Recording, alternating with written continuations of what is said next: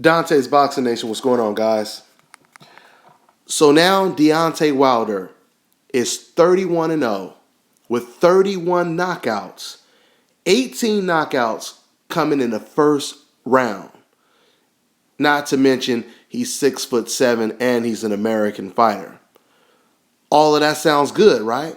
It sounds like you have the perfect machine. But I'm telling you right now, even with all that being said, I am still not completely sold on Deontay Wilder. And I know that sounds crazy, but let me explain. You see, Deontay Wilder, he's getting these guys out of here early. And as soon as he drops that right hand, these guys are done. But yet at the same time, I'm looking at little small things that people usually don't look at. You see, sometimes a knockout can be somewhat of a cover-up. It can be a cover-up because when you knock someone out for whatever reason, people usually forget what happened right before the knockout. In other words, when you win by knockout, it seems like all is forgiven. I can go back to so many undefeated fighters before they became big, and people thought that they were the next big thing, and they were just knocking out people on undercards, fighting bums, of course, but they just knocking them out. And, people would be saying to me, man, did you see so-and-so? Oh, man, he looked good when he knocked that dude out in the fourth round, right? But see, I'm looking deeper than that. I'm looking at how he was getting caught with jabs so easy, how he wasn't moving his head the way he should have been, or how he got backed up, or whatever the case may be. I'm looking at all of those type of things. And when it comes to Deontay Wilder, even though he's getting all these knockouts, for one, because a lot of these fighters are intimidated, right? He has a huge right hand. He is a beast of a man, 6'7". He has tremendous power, obviously, in that right hand. But yet at the same time, what I'm trying to figure out is what's going to happen when someone is not intimidated by Deontay Wilder. What's going to happen when they can nullify that right hand that he throws? What's going to happen then?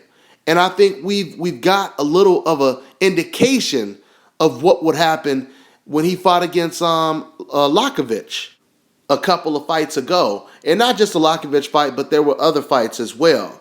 When I seen the Lakovic fight, even though Wilder knocked him out in the first round like he does most of his opponents, it was once again what happened right before Lakovic got knocked out. Lakovic was actually throwing a great jab, and he was backing Wilder up. But the way Wilder was backing up, he looked uncomfortable. He wasn't in a position to counter Lakovic's jab. He didn't look comfortable. Like I said, he didn't look like a Lennox Lewis. He didn't look like a Vladimir Klitschko even.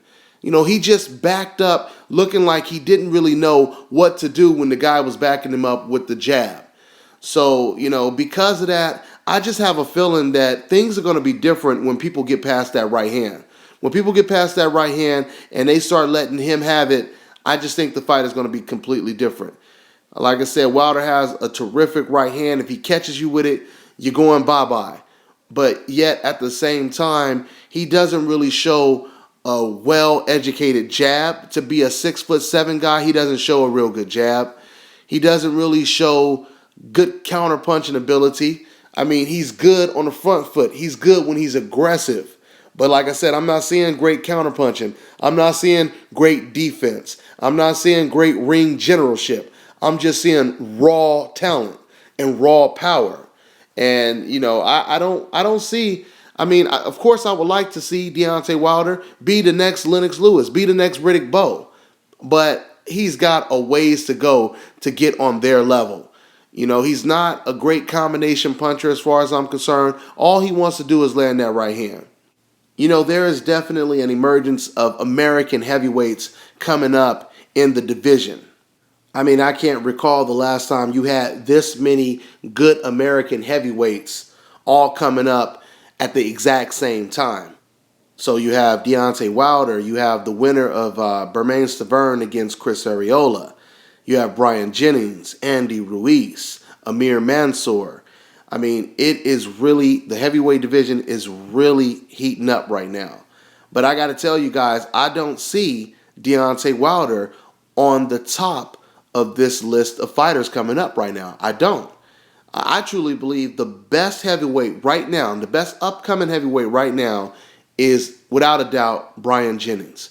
To me, Brian Jennings, after watching his last fight, his last performance, he reminds me of a heavyweight Andre Ward. That's exactly what he reminds me of. He is very clever in the ring, very crafty. He knows how to box. He knows when to jab, knows when to be aggressive, and he's always going for the knockout.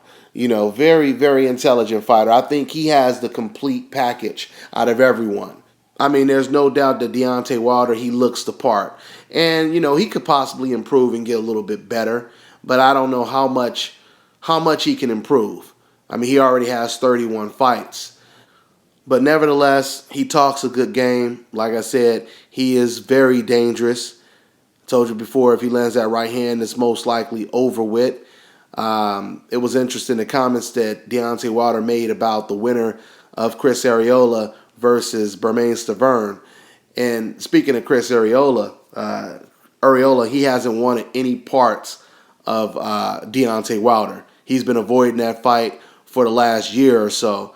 So Deontay Wilder, he basically said in regards to the Bermane versus Arreola fight, he basically said that he would beat both of those guys on the same night in a tag team match. So Wilder is good at talking up a good fight.